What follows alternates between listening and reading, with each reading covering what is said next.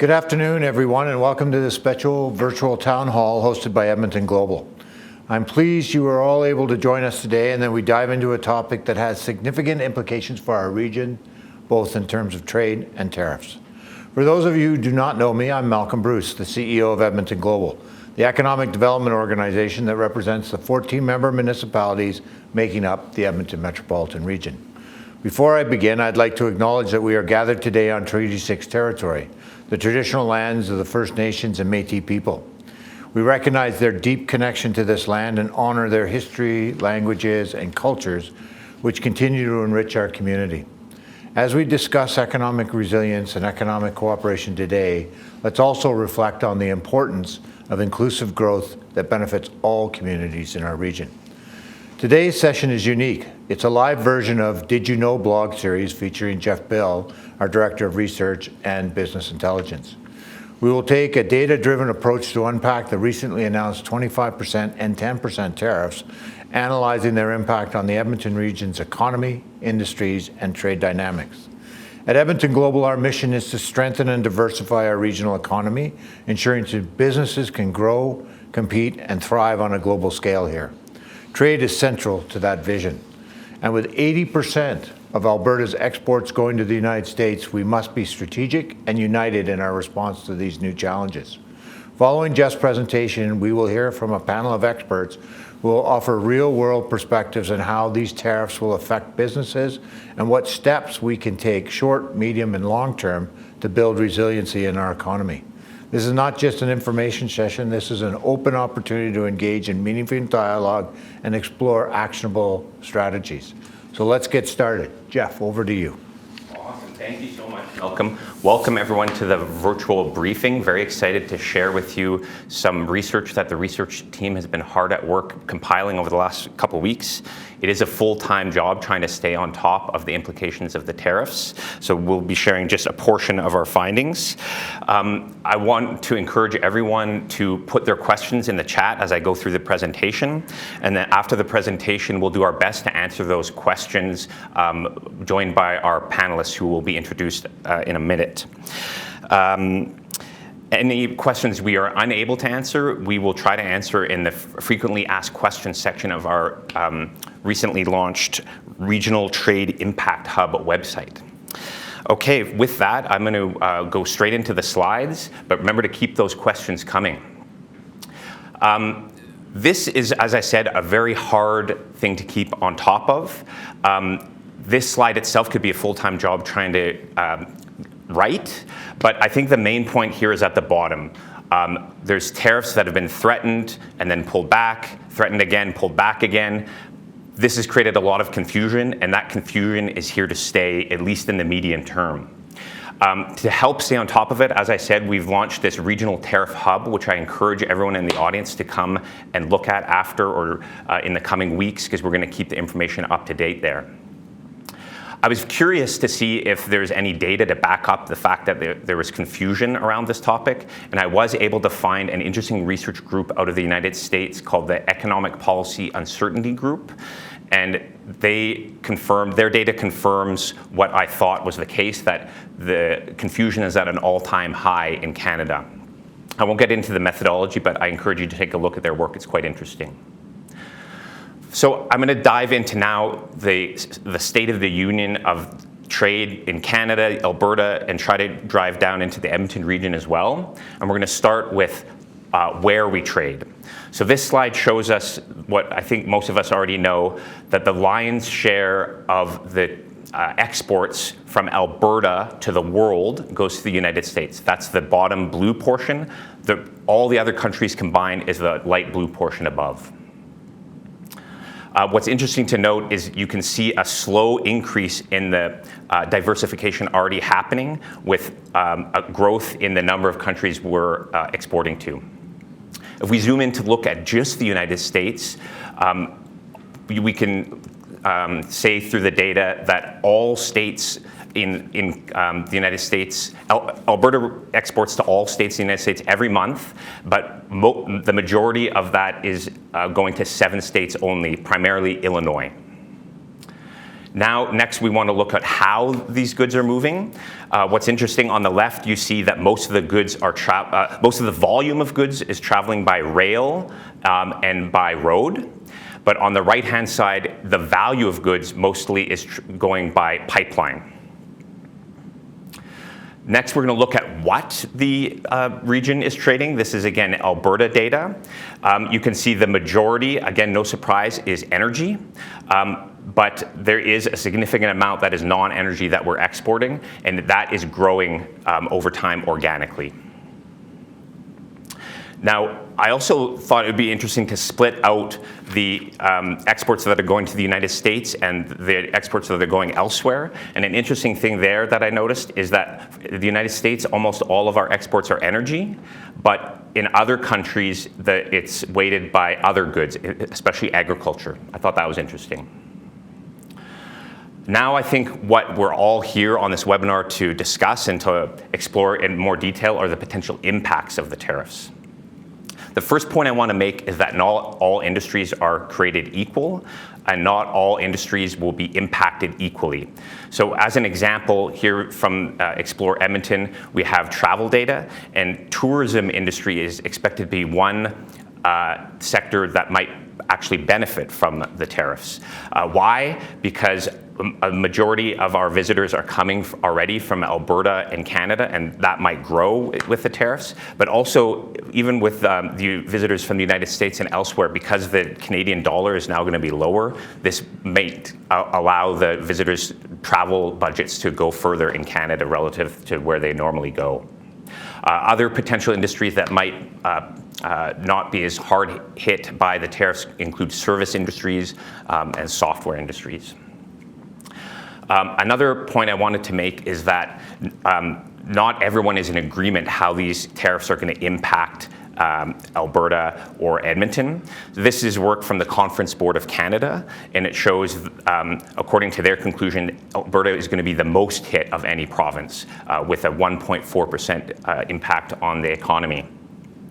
On the flip side, this next slide is work from the Alberta Central, and their conclusion is that Alberta might be on the other side of the spectrum and the least impacted of any provinces. So the jury is still a little bit out. Back to my point earlier about confusion, that is going to continue.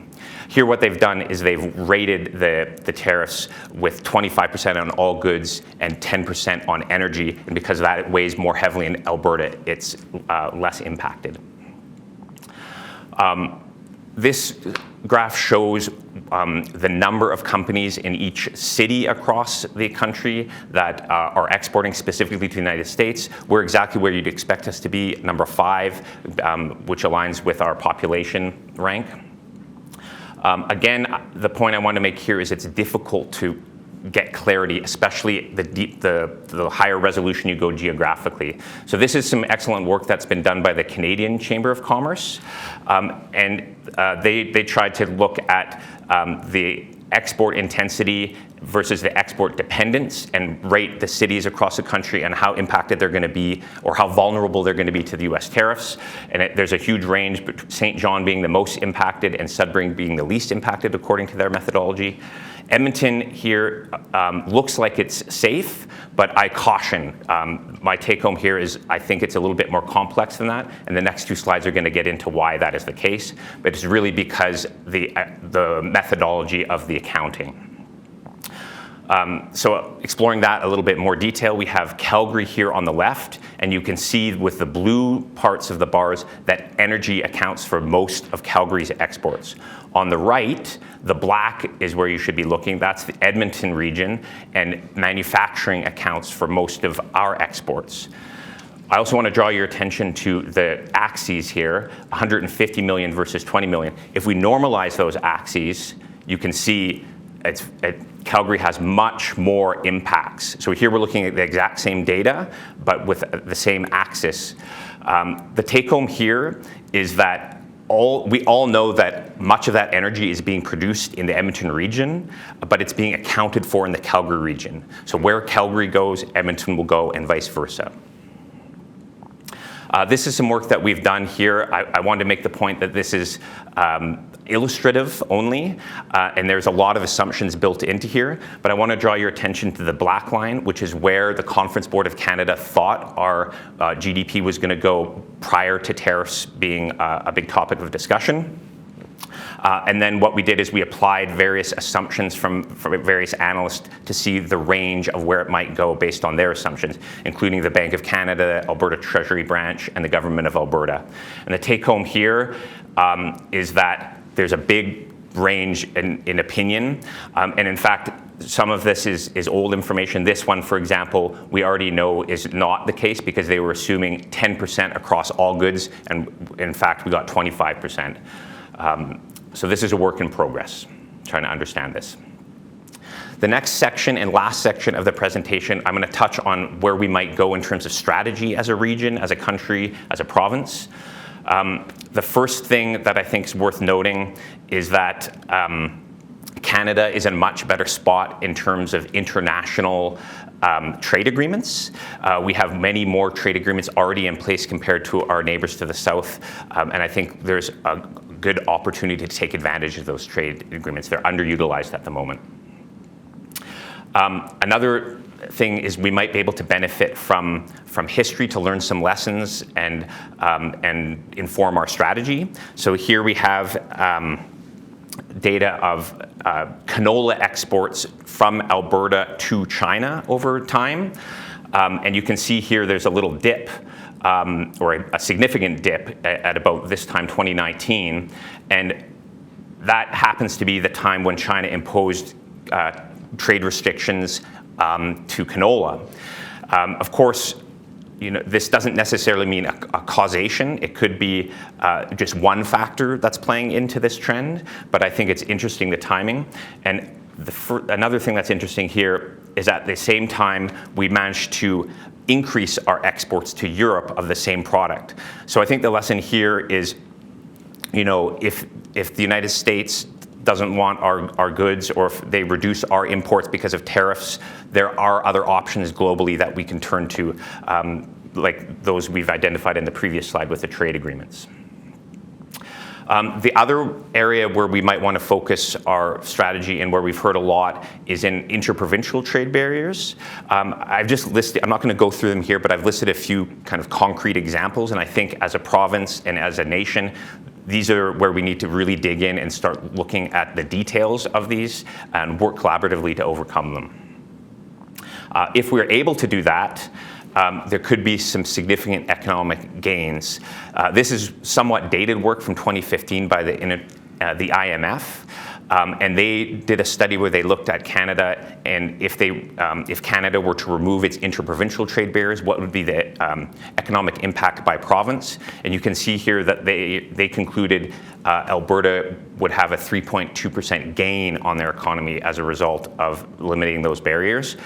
Interestingly, that could potentially be enough to offset the economic hit that I spoke about in the earlier slide.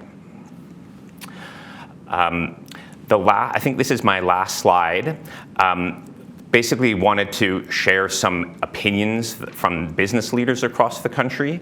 Again, this is somewhat dated. This is from back in January, and this is what business leaders were thinking then. My guess is that if we were to do this survey again now, some of these opinions may have changed, but we're going to get into the next portion here, the opinions of some of our panelists who I'm going to be excited to introduce. So with that, that concludes the presentation portion of this virtual briefing session. The next portion is the panel discussion. I'm going to introduce my panelists in a moment and then have them introduce themselves. But I did want to remind everyone, we're very interested in your questions, so please put them in the chat. And if we can't get to them right now during the discussion, we'll try to address them subsequently on the website that I mentioned earlier.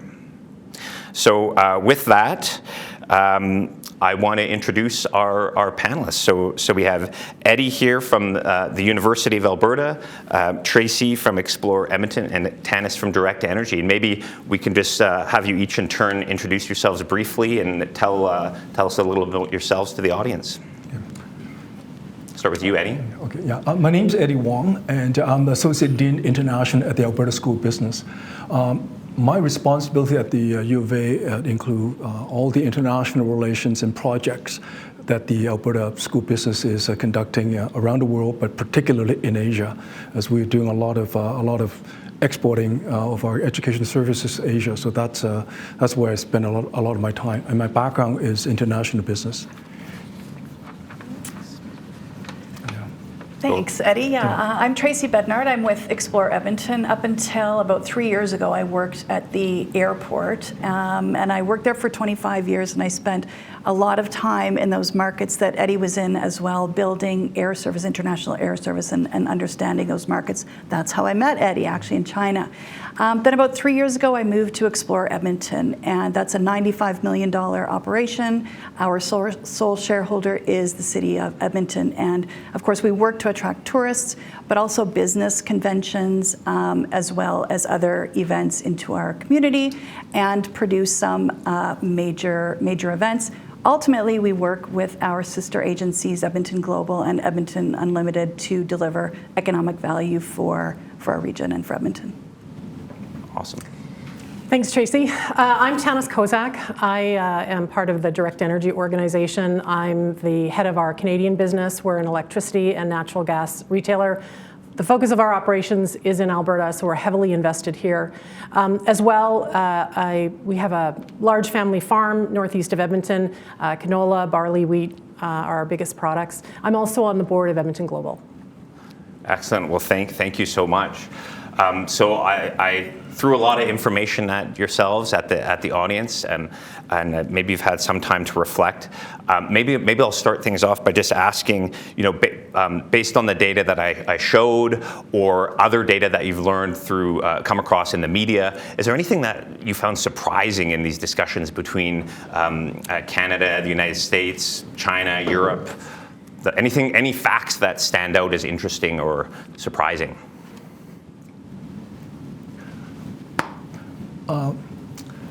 Maybe I can go first. I think you've done an excellent job in terms of gathering all the data. It gives us a very good overview of what is happening with the trade in Alberta.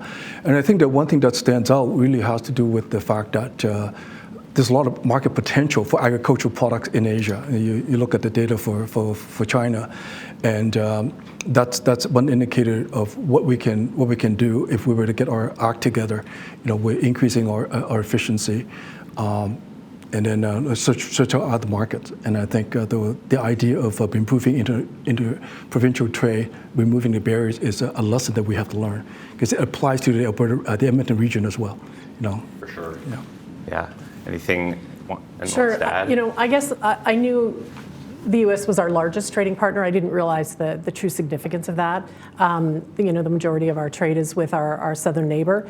I guess what this situation has created is a bit of a crisis, and I really don't want it to go to waste. I think as we look at the business community, as we look at our partners in our governments, all of those things are things, all of those areas are where we need to be focused and not let this opportunity go to waste. There's all sorts of opportunities to streamline, to invest differently, to engage with new partners. All of those things are going to be important for us as we sort of weather this storm and move forward. And I sort of think about this in terms of short-term and then sort of medium and longer-term opportunities for us. So I know you mentioned tourism as a short-term opportunity. I mean, this is going to create the need for all of us to understand each other's industries and how we work together to support each of those industries, but in different time horizons. So I think that certainly tourism can be a bit of a mitigator. Last year for the Edmonton region, so not just Edmonton, we had $2.4 billion in visitor spend. And of course, tourism is considered a service export because people come from other countries and they're buying experiences here. But like those other sectors, whether it's agriculture or manufacturing or energy, I think we've all known that there are some structural changes that we need to commit to collectively, and tourism is the same as well. We need to be more focused on our markets and our products, and we really need to work in collaboration because we can't work on those independently or solely within one sector. No, I agree with all that. I think from my perspective, what was surprising was the slide I showed with the mode that showed that the most of the value is by pipeline and most of the volume is by truck and ultimately boat. And then, so I thought that was interesting, and maybe it speaks to some of where we need to invest in terms of a response, right? So infrastructure, or how are we going to get these goods to new markets? The other thing that was surprising for me was that the U.S., I thought the exports would be kind of the same across geographies, so it was surprising to me to see that the U.S., it's mainly energy, and other jurisdictions, it's mainly ag, like you were saying, Eddie, like agriculture is a huge one for Asia. Another theme that kind of came through in here is the whole topic of confusion and ongoing confusion. I'm wondering if you folks think that confusion itself can be dangerous for business, or even potentially more dangerous than the tariffs themselves. Does this uncertainty, like how worried should we be about the uncertainty itself? I think the uncertainty itself is extremely relevant, because when you, if you were to look at how other countries have reacted to the possibility of tariff or more tariffs, particularly in Asia, the uncertainty itself has created a lot of restructuring and relocation of businesses in Asia. So that's going to happen here as well in terms of how we can react to that. And Tanny and Tracy made a couple of very good points. The United States is our biggest trading partner, and they probably will always be our biggest trading partner. But as we diversify, as we look elsewhere for businesses to look at other sectors, the business culture and structure here locally would have to change as well. We have to think differently. We have to relate to each other and do things differently. And I think that is something that our business leaders and local government leaders would have to look at. It's just not changing policy, it's also changing how we do business with each other, the business culture here. Yeah. Anyone, Tanis? Yeah, I'd add, what this has done is create a real sense of unity and purpose, and a focus on how we need to do things maybe a little bit differently. But it creates a real opportunity, and I think that's a real positive thing. How we go to market, who we are targeting, what products we're considering, all of those are opportunities for us. So let's not let this opportunity go to waste. There is a lot of potential in what we can do here, and we've got a fantastic region with all sorts to offer. We just need to make sure that we're doing that in a way that can dampen that uncertainty and show that real purpose and unity in terms of how we go forward. And really, Edmonton Global is a big partner in all of that. Having that unified front, those unified messages to potential partners on projects, all those sorts of things is super helpful. Go ahead, Tracy. Yeah, and maybe I would just want to talk about that uncertainty again, as you sort of note in the context of the opportunity. Of course, it creates significant uncertainty. Business never likes that. Having said that, the way that it shows up for us, and I think that we can all take action on, is certainly Canadians have changed their travel patterns, and they are choosing to travel within Canada or into other international destinations. But Americans right now are continuing to travel to Canada. What they're asking is, are we still welcome? So I think there's an opportunity there for us to make sure that we double down on who we are, and that is an asset for us, that we want to share, and that we welcome all cultures and all visitors into Edmonton. Right, exactly. And I think in terms of taking advantage of the opportunities, one ingredient we absolutely have to have is information. For example, the data you presented gives a good picture of the larger environment, because without data on the larger environment, it's difficult to know what we should do and how to respond to these changes, what the new market opportunities are. So I think in the region, we need to double down on understanding the global environment. And I think Tanny and Tracy talked about Edmonton Global. I think this is one opportunity where Edmonton Global or the regional partners of Edmonton Global can come together and really take the lead in terms of helping us understand where the new markets are, because we cannot just go everywhere. So how do we compete, and what the new opportunities are, and how do we as a region take advantage of that? I think that is one of the changes that I was referring to. Yeah, and maybe a couple of real life examples of that. So, Explore Edmonton is working with partners like Edmonton Global to redefine and make sure that we are in real alignment and commitment to markets. So, we've been talking together, of course, about what we can do in the Netherlands and really leverage that KLM flight that continues to expand, so we can align our efforts in that way. The same thing with Japan. We all just participated as a regional community in that market, and I think that focus on markets can drive benefits for a number of different sectors for our region. Well, one theme that I'm kind of hearing here is that there's certain things we should be doing regardless of tariffs, and this is maybe helping us focus on those things that we should have been doing all along, maybe. Yeah, that's interesting. So speaking of tariffs, one question that I think is on a lot of people's mind is, how should Canada or Alberta or Ontario respond to tariffs when they are imposed on us? Should we sit by, or should we retaliate with our own tariffs? I think there's benefits and pros and cons of both approaches. But I wanted to hear your thoughts on, are we going to be shooting ourselves in the foot if we reciprocate with our own tariffs? Maybe. Tanis, do you want to start us off there? Sure. I think we've got to be careful in terms of how we respond.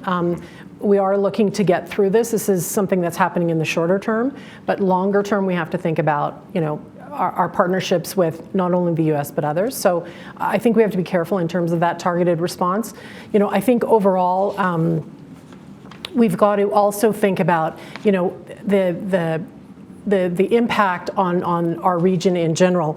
The revenue from those tariffs needs to be placed somewhere, and we want to put it closest to where, closest to the regions that are, or closest to the areas that are being affected. So I think it's, there is a response, I think, and the response is warranted, but now what are we going to do with those revenues, and how are we, best going to allocate those? One thing I haven't had a chance to look at in detail yet is the potential economic impacts to Edmonton region companies from Canadian imposed tariffs on Americans or others. So that's something our team's going to be looking into in more detail. Sorry, Tracy, did you want to add something? No, I just wanted to ask Eddie to respond to that, because I know when you've talked about the impact of tariffs from a political necessity perspective, and also just the economic impact, and it's helpful. I'd like to just point out that Australia has decided not to retaliate at all with their own tariffs, because in theory we know that tariff only hurts your own people, and so, but at the same time I understand the politics. It has its own momentum and impetus. So from the standpoint of us imposing our tariffs, I think what Tanis said was very important. In the long term, the America will always be our biggest trade partner, and the geopolitics change. Okay, there are no permanent enemies, no permanent friends. Yeah. So over time, how do we manage that? Because when we look at energy, the United States will be our biggest partner. Agriculture, probably China. So the response that we have is important. But I don't have all the data in terms of how to react to that. But I think it's something that we need to be very careful about. Long term, strategically, our relationship with the United States will still be very important. Yeah.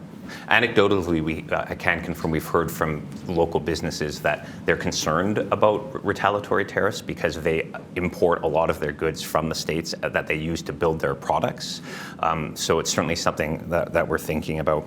Well, and I'd just actually like to expand on that point, because the supply chain is complicated. And even when we talk about things like buy local, support local, all very important messages.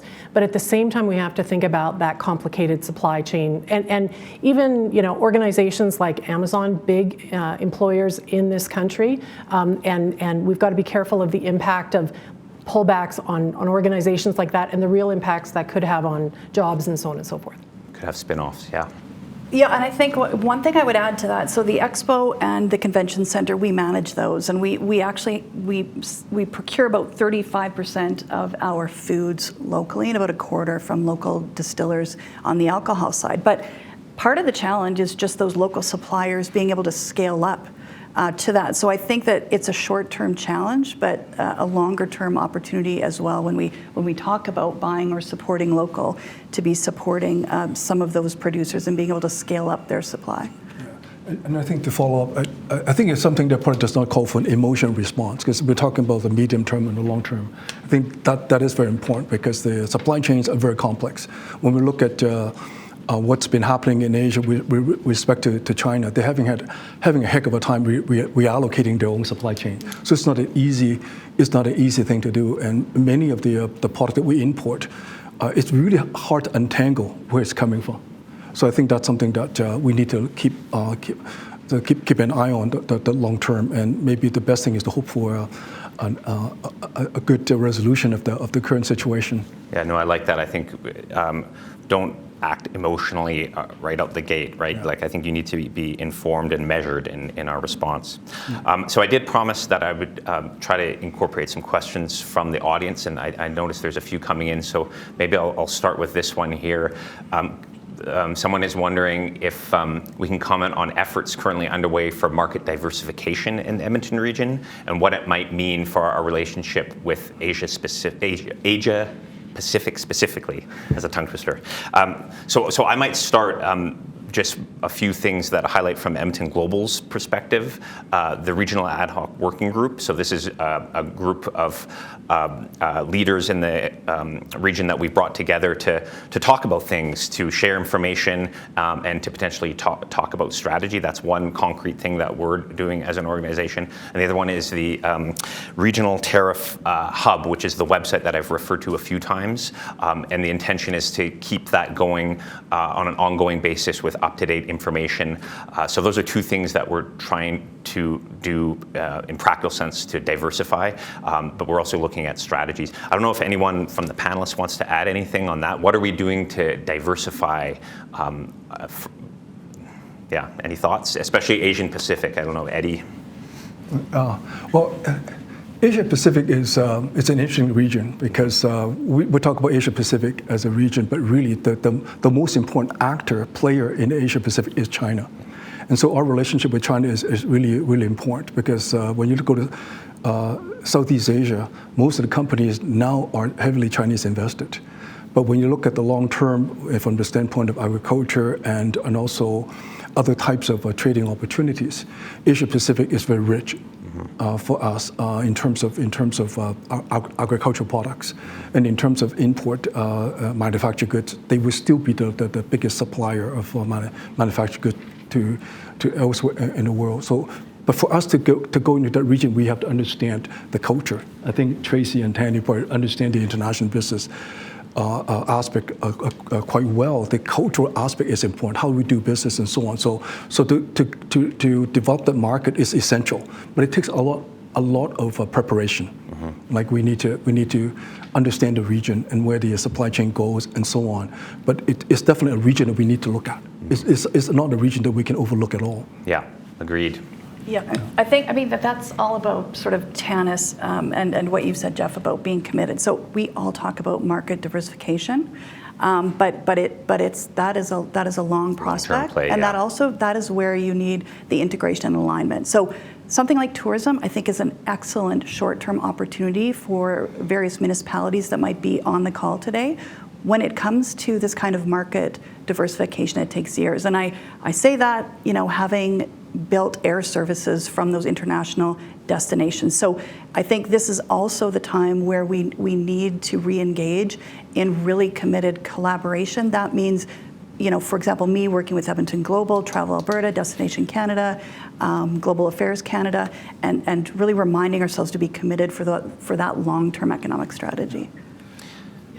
I agree with the comments that have been made. I think the other thing that we really need to consider is that that diversity doesn't happen overnight, but we've got a really strong foundation, and presenting that sort of unified front, not being fragmented when we're looking for new partners, whether it's new regions or messages that we want to go out with. Super important to make sure we're clear on that. And the other thing I would say is listen very carefully to business in terms of what it is they're looking for. Make sure business also needs to be very crisp and clear on what they need from their partners, within the Edmonton region.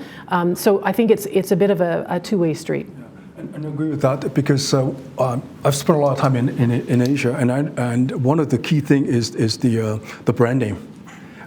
People are quite familiar with the countries around the world. Canada, they know. But when it's come to Alberta, people already say, where's Alberta? So it's absolutely important that this brand name, the United Front that Tanya talks about, it's absolutely essential when we go overseas, particularly in a place like Asia.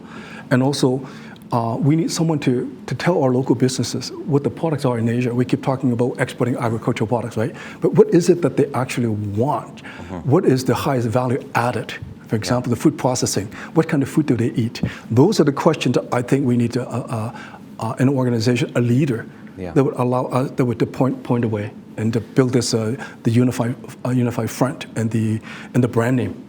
I think a lot of the things that are going to help us diversify our long-term plays, like you folks are saying, like it takes time to build infrastructure, it takes time to build these relationships, it takes time to maybe do the market research.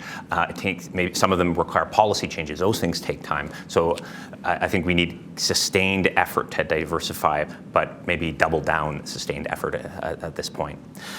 So we talked a little bit about whether or not reciprocal tariffs are a wise thing. I'm not sure if we landed on anything in particular, but let's say that we don't want to go down that road. What should we do instead? Maybe you folks can share some thoughts on, what we can do as business leaders, as citizens, as policymakers or politicians. Any advice on what we should be doing?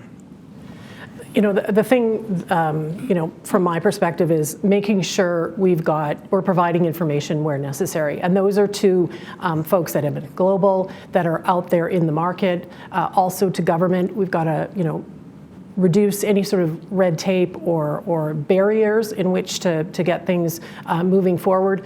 We have to be looking at some large projects and thinking differently about how we move forward, with this new paradigm that we've got.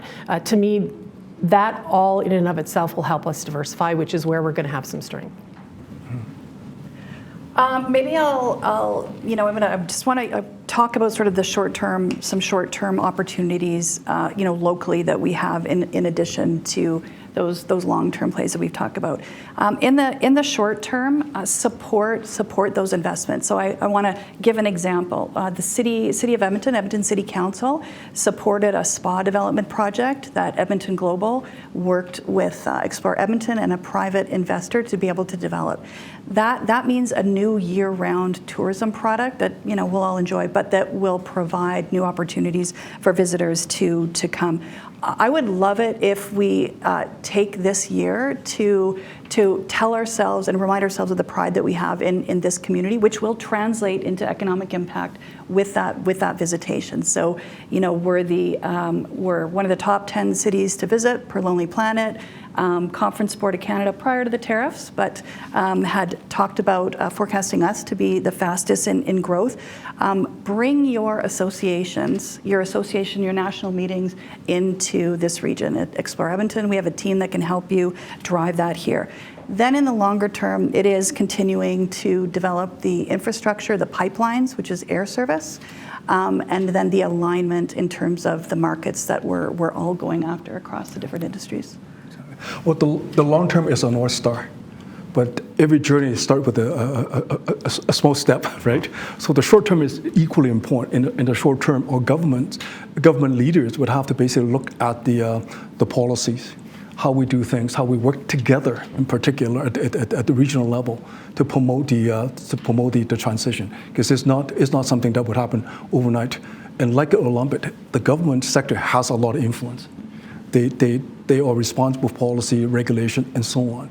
So we need to start looking at that as well in the short term, and encouraging local production and so on. These are all great things.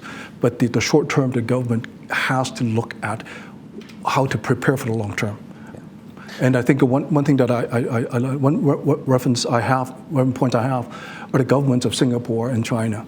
They're forever talking about the long term, but in the short term, there are always policies that would move them forward. I think that this integration is important for us to look at as an example.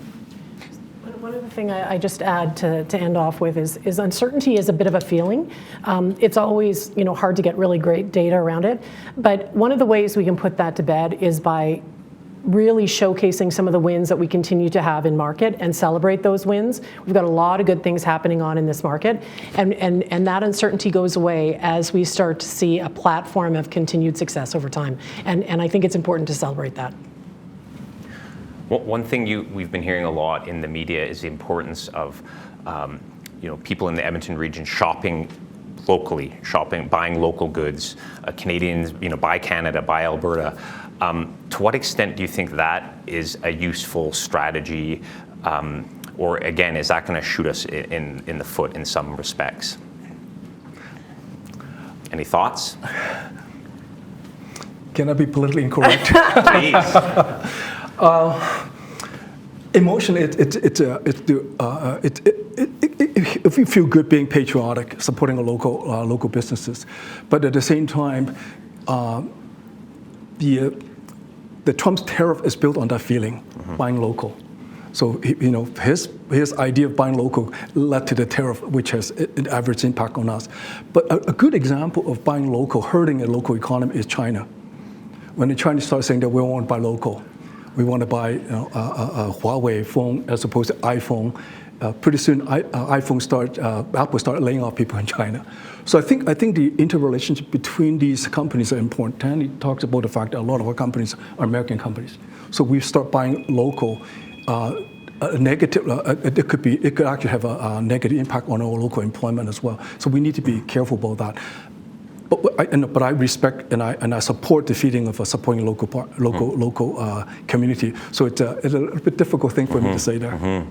Anyone else? Yeah, the only thing I'd say is it is a strategy, and we have to be balanced in terms of our overall response. And I think where we want to get to is a diversification, looking at other partners, across the globe, and reducing our reliance on any one provider. But recognizing the shorter term, we have had a strong trading partner with the U.S., and they are very much ingrained in terms of our economics and the way we do business. So we have to be measured in terms of our approach there, because there are jobs at risk with some of these American companies. And like I said before, the supply chain is complicated. It's very difficult to find a single source Canadian-only made product without some input we might have gotten from another market. Yeah, on that, I'll share just an interesting little tidbit that I saw in the news. I think it might have been Loblaws. A lot of the retailers are going with Canada-made or Alberta-made. They decide to go with T for tariff impacted, which I thought was interesting because it could be American products that are impacted by the tariffs or Canadian products that are impacted by the tariffs. So just a little interesting tidbit there. So maybe we'll turn to another question from the audience, and that is, what can municipalities specifically do to support a faster removal of interprovincial trade barriers? I don't know if anyone has any insights they are able to share on that question. I may have already said it earlier, but it's really important for business to be clear and crisp on what they need with municipalities. So that's sort of the other side of that question you just asked. And it's also super important for municipalities to be listening. Where are the pain points? What needs to be removed? Acting as advocates for those in there, and then consolidating that feedback through organizations like Edmonton Global that can help put that voice forward. So, and it's all about reducing stickiness and problems and pain within the process. And like I said, the way you get at that is by listening carefully. Business may not understand the inner workings of interprovincial trade or some of the challenges that could be lifted or changed as a result of that. So listening to what the problems are and working with local government and municipalities will take them a long way in terms of finding solutions. Because really what this is all about is trying to solve a problem. And we're not going to get there in one single way. It's about figuring out a path forward. Canadians are smart, and folks in this region, I have absolute faith that they can figure it out. If they can find the problems, figure out what is causing pain, and then putting smart people in a room to try to solution it. Yeah. I mean, intuitively, it makes sense, right? Like if a provincial government's trying to sort out, harmonize a policy between different provinces, and a bunch of different municipalities are telling them different things, it's going to be a lot slower process than if all the municipalities say, we need to do this. If they come with a unified voice, it makes sense. Sorry, Eddie, did you want to add something? In addition to what Tanny said, I think a focus. It's we do all those things, but we need to have a focus and know where we go. And it's a question of strategy as well. But knowing what we can do well, and basically where a potential market is, it takes a lot of thinking, a lot of focus, instead of chasing everything. And supporting everything that comes along, I think with the scarce resources we have, that would not serve us well in the long run. So I gave some examples of interprovincial trade barriers as I found them in the debt. I'm wondering if any of the panelists are aware of specific examples that you've come across in your work or in the news that you'd like to speak to in terms of things that we should be working on as a province. Well, one is the movement of energy across provinces. And we were just at the IPSA conference. I was just at the IPSA conference this week, and that dominated a lot of the discussion around how can we move energy, across transmission lines in this transmission context. specifically, electricity specifically, and that was always an element of the conversation, but now it's risen in terms of its priority, in terms of how we can work better, across Canada as opposed to north and south. I don't have an example specifically because I think we've all read about the removal of barriers and the harmonization of regulations and qualifications. But I think one thing that we need to be aware of is the fact that no economic policy benefits 100% of people. So when we remove some international trade, some internal trade barriers, it might hurt some local people. For example, when we talk about government procurement policy, someone from Quebec might be bidding on a contract in Edmonton, right? So we need to be prepared that if we're going to play together as Team Canada, some of that's going to happen. Yeah. We cannot say, well, remove trade barriers, but we're going to keep this for us. So that is going to require a sea change in some of our mentality. Yeah. It's not easy. At the municipal level, it's not easy. Yeah. So this might be an easy one, I'm hoping for you, Tracy, from the audience. So one of the participants is asking what the panel's thoughts are in increasing flights specifically to other places in Canada as a response or a strategy. Yeah, I mean, I think the question is really around what are the long-term air pipelines we need for our goods, services, and for people, for tourism, visiting friends and relatives. So, those things might be a short-term answer. The challenge with air service development is it takes a long time to convince an airline to get a route. You need to sort of have a combination of things: cargo, people departing, people arriving, tourism, business. So I think we need to be careful about reacting to short-term flight priorities and really focusing on those key routes like the KLM flight, for example, that are going to provide both short-term opportunities and long-term. I think the other piece to consider is those international businesses, and you sort of referenced this, and tourists are looking for other markets to either travel and visit to or to place their product, and Canada is going to be an option for them now that maybe the US isn't as attractive. So for me, when it comes to flights, it's really focusing on that long-term. We want to be careful about the boomerang effect as well. We're continuing to invest our money in those USA markets, which in turn supports those flights between key priority markets in the USA that we can't afford to lose in the short term or the long term. Like Chicago or Houston or places like that. Yeah. Are you thinking specifically? Yeah, and that's where I think we need to work as a community in terms of where our market focus is, but also why we need to take a long-term view of that. Because if we start shifting our priorities into some more short-term, shorter haul air service across Canada, that's not going to serve us well in the long run. Okay. Yeah. It's all about creating robustness in our economy, in our region, driving more goods and services to market, adding more customers overall. Unless you build that demand, you're not going to end up with the prosperity or the level of prosperity that you want. So it's all about looking for new opportunities, being on the front foot, creating that demand, whether it's air service or products, manufacturing, energy, whatever it might be. So getting back to international diversification for a minute, we talked, of course, a lot about the United States. We talked a lot about China, which are our two biggest partners. Beyond that, do you folks have any thoughts on where we might want to start focusing our energy or strategy? We heard the Netherlands because of the KLM flight and how that's supported. But are there other jurisdictions specifically that anyone thinks we should be looking at? And if so, why? Well, I'll just finish. So I talked about Netherlands. I also talked about Japan, and those two being opportunities that we've already been focused on. And when we talk about market diversification, it's not really about what new markets do we want to pursue. It's about which of the markets that we've identified are we prepared to really commit to as a region and know we're going to pursue those in the long haul. We already have developed so much between the Netherlands, for example, and so much work in Japan, which does help us access Asia. So I would just want to prioritize those and note that you don't get wins quickly. It takes years to get those wins. So we need to recognize patience as we're doing this as well. Well, I think that's a really important point. Edmonton Global has had just a ton of inbound missions and outbound missions to build those relationships over time, and it's about continuing to strengthen those and leverage those now that we've got this opportunity here. And folks are going to trade with us because they need to trade with us and they want to trade with us, and us being available and leveraging those already existing relationships is super important. And also looking at our own strength, our own comparative advantage. What can we do well? Like if food is the sector that we want to focus on, then I think before I answer your question, I will look at what kind of product can be spun out, can be developed, and then looking at the Asian market. And fortunately, a lot of the Asian demand for food is very common. Yeah. They eat similar food.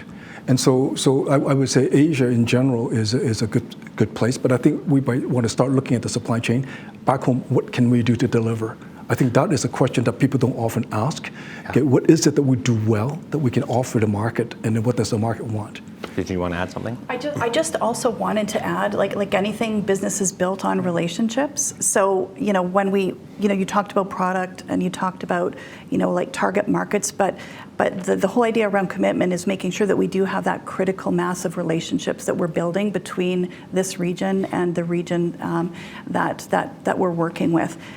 So I appreciate Edmonton Global's leadership. It doesn't mean it's all on you, but I appreciate Edmonton Global's leadership in pulling together a lot of different industry and business leaders from this region to collectively go to Japan. I work in Japan with Destination Canada and Travel Alberta, but I've never had the opportunity to go with this region and show up in a different way. That's going to benefit tourism, but hopefully, our presence there also benefits other sectors. Yeah, and I think it's easy to develop an existing relationship further, and I think Tracy made an excellent point there. So I heard it's important to be present and to commit long-term to these other countries or markets. I also heard data is very important, which makes me happy. But it sounds like that our team has a lot of work to do. We have to go back and do some research and figure out what our products are, where the best markets are. So I think that would complement that relationship building. So I think we're almost out of time. So what I might invite you each to do is just share some, any final thoughts that you'd like to leave the audience with, or questions perhaps. Maybe do you want to go first, Tanis? Are you comfortable with that? Yeah, for sure. I'll maybe start. I'll maybe finish where I started, which is, this creates an opportunity for us. It's not, we're certainly in a more uncomfortable spot, but I think it creates an opportunity for us to think about, our region differently, how we show up for our region, listen to business very carefully, and make the changes that are necessary. Like I said, putting smart people in a room helps us figure a different path forward, and I feel like there is the art of possible here in terms of what we can do as a region. If we show up together, we've got that unity and that focus. Excellent. Yeah, I like the collaboration piece. Go ahead. Yeah, and if we sort of cut through tariffs, they're on, they're off, what's happening, I mean, as Tanis said, this really shows us why we need to double down on doing what we've always known we need to do. So I think that really is an opportunity, and it's showing why we need to do that. And I feel really, sort of an opportunity that we'll be able to do this differently in the long term. I did want to talk about, sort of that short-term opportunity relative to tourism, because I think that will be useful for municipalities, sort of more actions that you take in the short term to potentially mitigate. Investment in the tourism sector plays to our strengths because we are friendly and welcoming to all visitors and cultures. It's a form of soft diplomacy. So we need to continue to invite and welcome all visitors here, including your business networks who are looking at where to put their conventions. Maybe not in the U.S. We can help you with that. Tourism is the original Shop Local campaign. It's about highlighting the local products, share those local experiences. Over 90% of the tourism industry is local business. So what we do now to support tourism will immediately impact local business. There's this theory around a fast dollar in tourism. You invest $1, that comes back relatively quickly as compared to perhaps some other sectors. And then in the long term, we need to recommit to what other industries need to as well. Investment in our infrastructure, investment in pipelines like air service, and collectively prioritizing future markets. All right, Eddie, you have the last word. It's easy for me because my smart panelists have said everything that could be said. I think the only thing I'd like to add, I agree with both of them wholeheartedly, it's the cost aspect. All these things take money, take focus. So the government can have to be prepared to make some investment, because it's not going to happen overnight without the investment. Also, a different way of doing things. I think that might be something that people want to think about. Excellent. Okay, well, thank you very much. Really appreciate your time with us today and your thoughtful comments. We're going to go over to Malcolm in a moment here. I did want to plug that I will be publishing the blog following up on this conversation based on the data that I shared soon, so keep your eyes peeled for that. You mentioned the importance of listening to business, Tanis. That website that I mentioned, the regional hub, that part of that is designed to try to listen to business and collect stories so that we can find alignment. So if you in the audience are looking to share your story, that's a great tool for doing that. But with that, I'm going to pass it back to Malcolm. Thank you, Jeff, and a big thank you to our panelists, Tanis Kozak, Tracy Bednard, and Eddie Wong, for sharing their expertise and insights. And of course, thank you all for joining us today with your thoughtful engagements through the chat. And as was mentioned, we'll try to respond to them for those that we weren't able to get to. It's clear that these tariffs present challenges, but as we heard today, they also highlight opportunities for us to strengthen our region's economic resilience. Whether it's diversifying trade partners, investing in infrastructure like Port Alberta, or fostering stronger regional cooperation, we have the tools to turn this moment into a catalyst for long-term growth. Now is the time for action. Businesses, please engage with Edmonton Global and other partners, and also the Regional Tariff Impact Hub to stay informed and share your experiences. Let's align our efforts and ensure that the Edmonton region speaks with a harmonized voice on these critical interests. Sometimes bigger is better. I also want to remind everybody, as was mentioned, about the Regional Tariff Impact Hub, which is now live.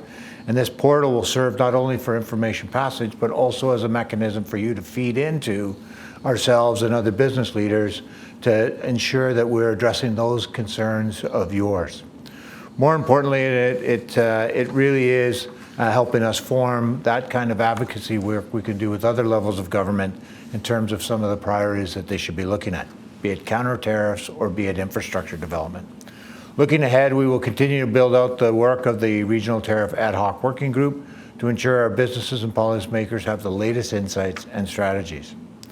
Together, we can navigate this changing trade landscape and emerge stronger than before.